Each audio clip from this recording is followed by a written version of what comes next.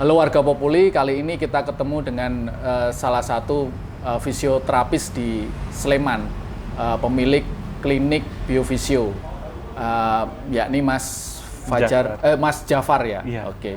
Nah Mas Jafar mungkin boleh cerita nih, Biofisio itu apa gitu? Sebenarnya Biofisio itu merupakan salah satu layanan kesehatan yang konsentrasi penanganannya itu di gerak dan fungsi. Jadi keterapian fisik untuk memulihkan gerak dan fungsi gerak yang terganggu, bisa karena adanya nyeri atau bisa karena ada peradangan atau fungsi tubuh yang terbatas, misalnya untuk aktivitas fungsional seperti toileting, kerjaan gitu, untuk sekolah. Nah, itu disebabkan karena munculnya nyeri pada gerakan-gerakan yang tentunya akan menghambat aktivitas fungsionalnya. Misalnya terjadi cedera ankle. Terus yang populer itu nyeri lutut. Jadi beberapa pasien kami kesulitan untuk sholat, untuk beribadah. Kemudian untuk atlet-atlet terjadi putusnya ligamen ACL atau stabilisator pasif dari lutut, sehingga harus dioperasi dan pasca operasinya bisa pulih kembali dengan program fisioterapi. Gitu. Itu Kalau contohnya. boleh tahu nih Mas, maksudnya bagi yang penasaran juga mungkin secara awam gitu, apa sih bedanya misalnya fisioterapi dengan treatment kesehatan lainnya, misalnya kayak sama nggak sih kira-kira dengan kayak kretek gitu, kretek abal-abal misalnya, atau hal aktivitas yang serupa misalnya pijet gitu, itu beda nggak? Oke. Nah, tentunya berbeda ya. Seorang fisioterapi itu dia sudah melalui pendidikan resmi yang legal sesuai dengan peraturan di negeri ini. Dia punya S1. Setelah S1 kita harus profesi 1,5 tahun atau 1 tahun. Nah, setelah profesi ini baru dapat surat tanda registrasi atau disebut dengan STR gitu. Oke. Nah, setelah punya STR, seorang fisioterapi yang baru lulus ini bisa mengajukan untuk pembuatan SIPF untuk seorang fisioterapi. Nah, itu batas maksimalnya 2. Jadi kami terikat dengan peraturan-peraturan tenaga kesehatan yang membentengi profesi kami gitu. Nah, tapi kalau untuk kretek, untuk measure atau massage, nah itu saya tidak tahu dasarnya. Tapi secara teknis, untuk pelayanan kami sangat jauh berbeda. Karena patokan treatment, akurasi, dan lain sebagainya, kami punya tolak ukur yang baku, gitu, dari Kemenkes, gitu. Ya. Gitu. Seperti apa tuh kira-kira treatment yang biasanya dilakukan di Biofisio? Biofisio. Oke, di Biofisio itu tentunya pasien datang, alurnya itu mendaftar dulu, atau booking jam layanan, jam sesi kosong, karena keterbatasan bed hanya 3. Nah, setelah booking jadwal, pasien mendaftar dengan nama, identitas lengkap, tentunya dengan ada keluhannya apa. Nah, itu menjadi data untuk data rekam medis awal kami untuk pendaftaran. Nah, setelah pasien daftar, itu mengisi form informed consent. Nah, sesuai dengan arahan di Permenkes untuk peraturan praktek mandiri fisioterapi.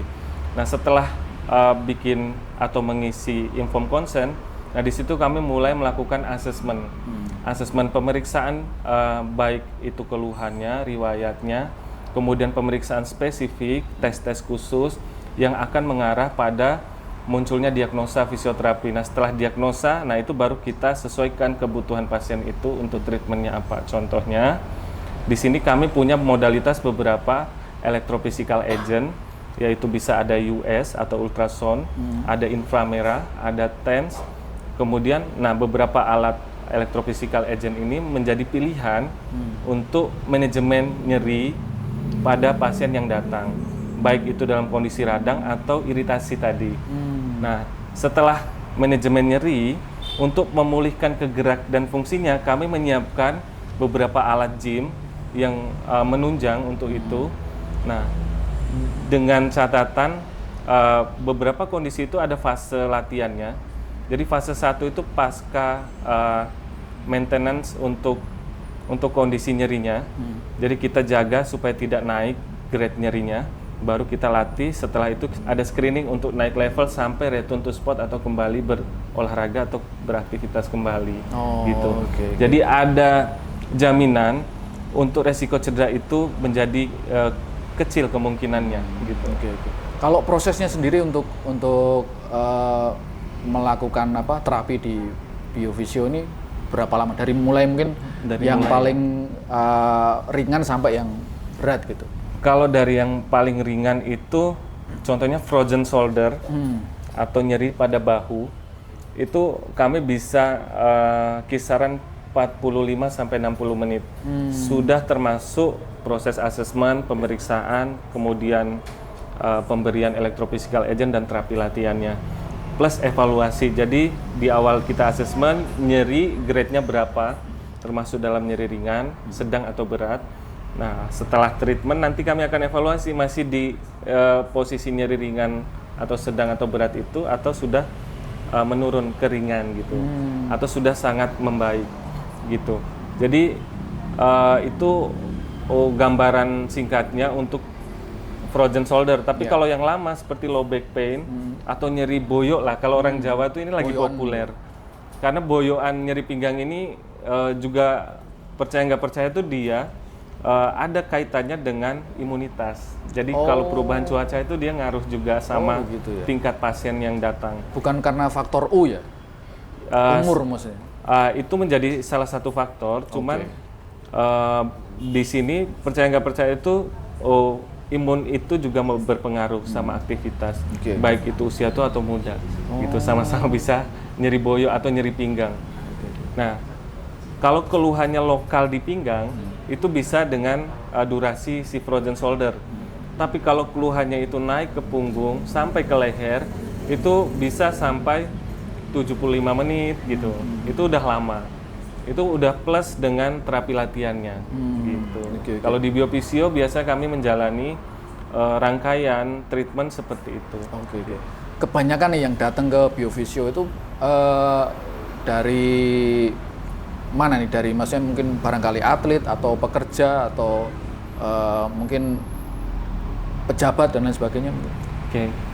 Kalau di BioVisio sendiri selama kami berpraktek itu tentunya beragam, tapi untuk mayoritasnya itu dari kalangan olahragawan, baik itu atlet profesional, Liga 1 untuk pemain bola, bahkan pemain basket, bahkan ada atlet-atlet dari SSB, kemudian dari klub-klub basket sekolah, itu sering sekali menjadi pasien rutin kami. Bahkan untuk sekedar screening saja, jadi tidak perlu cedera. Tapi menuju kompetisi, kami memiliki kemampuan untuk men-screening tingkat kerentanan cedera pada sendi atau pada ekstremitas, bagian tubuh bagian bawah atau bagian atas, sehingga kami dapat memberikan pandangan kepada atlet untuk melakukan pencegahan dengan gerakan-gerakan tertentu yang akan kami edukasikan di BioVisio. Gitu. Jadi memitigasi supaya dia kemungkinan ketika nanti beraktivitas tinggi di olahraga itu nggak cedera berat gitu ya. Mencegah terjadinya dampak overtraining atau training yang berlebihan dan lain sebagainya. Itu bisa kami screening. Kemudian selain atlet, masyarakat konvensional semacam pegawai-pegawai kantor, bank, kemudian anak-anak, lansia gitu. Beberapa hari terakhir itu kami memiliki pasien dari lansia yang aktif dalam kegiatan di RT RW gitu. Jadi kena keluhan nyeri pinggang. Nah, gitu. Jadi sebenarnya beragam, hampir tidak bisa dipisahkan gitu dengan atlet itu. Untuk kalau dari angka kunjungannya ya sama-sama balance gitu, seimbang dari kalangan masyarakat manapun. Mau yang menengah ke atas, sedang atau yang menengah ke bawah, semuanya datang di BioVisio. Jadi kami menyiapkan pelayanan khusus untuk itu. Mas, kalau atlet biasanya paling banyak apa sih yang dikeluhkan? Kalau atlet di tahun 2024 kemarin itu kasus terbanyak yang kami tanganin itu cedera ligamen lutut, ACL, oke. PCL, LCL dan MCL gitu. Itu apa itu? Pelari, pebasket atau pemain bola biasanya? Beragam sih, jadi pemain bola, pembasket ada, bahkan ada TNI, Tentara Nasional Indonesia juga ada, yang kami rutin untuk memberikan intervensi pada pasca operasi ligamen. Jadi sebenarnya banyak sekali orang-orang yang harus paham tentang ligamen ya. Ligamen itu dia punya tiga cedera utama. Jadi ada grade 1, grade 2, grade 3. Grade 1-nya cuma terulur, grade 2-nya itu robekan saja tapi tidak putus, grade 3 baru putus. Robek ototnya gitu? Ligamen. Oh, ligamen ya? Iya. Oh, oke. Gitu. Jadi sendi itu terbangun dari 2 jaringan utama, jaringan lunak, yaitu ligamen, tulang rawan, kapsul sendi, dan lain-lain. Kemudian stabilisator aktifnya itu otot. Jadi kalau dia masih di tahap grade 1, 2 itu ototnya cukup kita kuatin dengan manajemen nyeri gitu sebenarnya. Jadi banyak sekali atlet muda kita yang merasa, wah saya sudah kena ligamen tapi grade 1 atau grade 2 terus memilih untuk berhenti karirnya. Itu sayang sekali. Gitu. Padahal itu masih bisa di treatment untuk sembuh lagi gitu? Ya, untuk balik lagi ke performa awal seperti semula atau bisa lebih gitu. Nah, kembali lagi di pilihan pelayanan kesehatan yang mereka tuju itu haruslah tepat sebenarnya. Gitu. Oke. Kalau orang awam biasanya keluhannya apa nih paling banyak?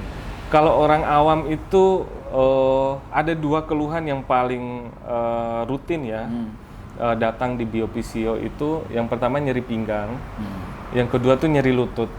Jadi nyeri lutut kayak mau bangun dari duduk ke berdiri gini sakit di ujung lutut.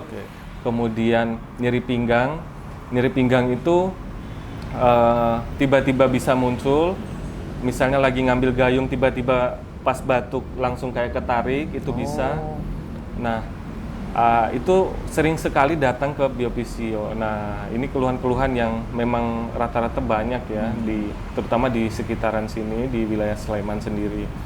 Kemudian kalau nyeri lutut itu rata-rata pasien-pasien kami itu kesulitan untuk duduk bersimpuh. Ya, kesulitan sekali karena terasa nyeri.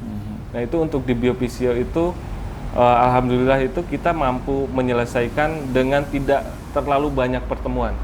Gitu. Oh gitu. Ya. Karena rata-rata masyarakat biasa itu hanya mengalami kelelahan otot paha karena faktor usia, menurunnya flexibility. Jadi otot paha depan tidak fleksibel lagi, tidak pernah exercise atau olahraga lagi. Akhirnya otot pahanya menurun fleksibilitas, pressure-nya itu terjadi di depan lutut gitu. Oke. Saya beberapa kali menemukan ada yang dulu misalnya di masa remaja mungkin pernah jatuh, kemudian baru terasa di masa sudah dewasa gitu, misalnya tiba-tiba tangannya kaku atau gimana dan lain sebagainya. Itu biasanya kalau seperti itu treatment awalnya akan gimana gitu? Oke, itulah yang menjadi alasan kenapa fisioterapi itu harus hadir di tengah-tengah masyarakat gitu. Harus hadir di rentang kehidupan manusia. Nah, karena pada proses fisiologi cedera, fisiologi otot itu kalau misalnya dia trauma, dia pasti akan terserang yang namanya strength-nya atau kekuatannya dia menurun, kemudian endurance-nya dia menurun. Nah, maka problem selanjutnya itu akan terjadi imbalance muscle atau ketidakseimbangan otot antara kanan, kiri, depan, belakang gitu. Nah, ini kalau terpelihara itu akan memunculkan keluhan di masa depan. Nah, ini yang tadi gitu. Jadi tiba-tiba kaku dan lain sebagainya. Nah, hadirnya fisioterapi di sini untuk membantu menyetabilkan lagi tubuh, yang mana yang lemah dikuatin gitu. Kita koreksi gerak dan fungsinya kembali agar di masa depan resiko cedera itu akan semakin minimal. Gitu. Ada rentan waktunya nggak sih? Maksudnya batas usia misalnya, batas usia sampai usia berapa kira-kira tubuh itu masih bisa diperbaiki? Sebenarnya kalau di fisioterapi itu tidak ada batasan umurnya. Jadi kita berprinsip itu pada patologi keluhannya atau kelainan yang terjadi. Jadi cedera lama sama cedera baru. Jadi ada yang akut, ada yang kronis. Nah, kalau fase akut kurang dari 24 jam penanganan minimal. Tapi setelah 24 jam tergantung lama atau tidaknya cedera. Cuman pada kondisi ini prinsipnya itu sama-sama bisa dipulihkan. Hanya berbanding lurus dengan durasi datangnya. Misal datangnya setelah setahun cedera, nah itu lebih lama juga pemulihannya dibanding yang 2 atau 3 hari pasca jatuh atau cedera tadi. Gitu. Karena penurunan massa otot, nah termasuk flexibility, daya tahan, kekuatan itu semakin akan kompleks kalau semakin lama dibiarkan. Iya. Gitu. Kadang kan memang itu jadi kayak semacam apa ya? Orang anggap remeh gitu, misalnya jatuh atau misalnya jatuh dari motor gitu, terus masih nggak apa-apa gitu, nggak cedera yang luka-luka gitu, kelihatannya biasa aja gitu. Jadi terus belakangan baru kerasa kalau sakitnya seperti itu. Jadi beberapa masyarakat kita juga, nah kebetulan karena fisioterapi ini merupakan profesi yang baru, masih muda lah dibanding profesi nakes yang lain. Jadi fisioterapi ini baru mulai dikenal merata di beberapa waktu terakhir ini.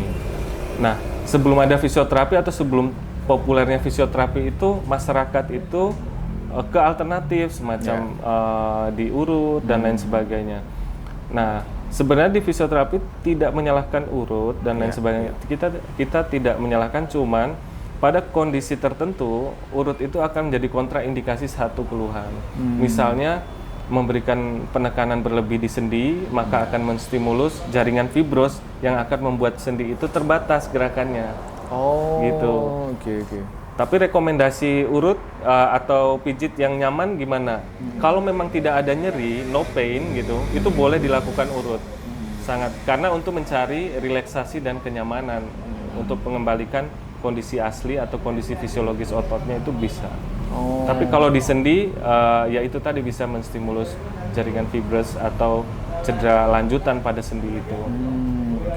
Selain misalnya secara fisik mengembalikan kondisi-kondisi yang kurang bagus gitu ya, apakah bisa juga dari Biovisio ini untuk mungkin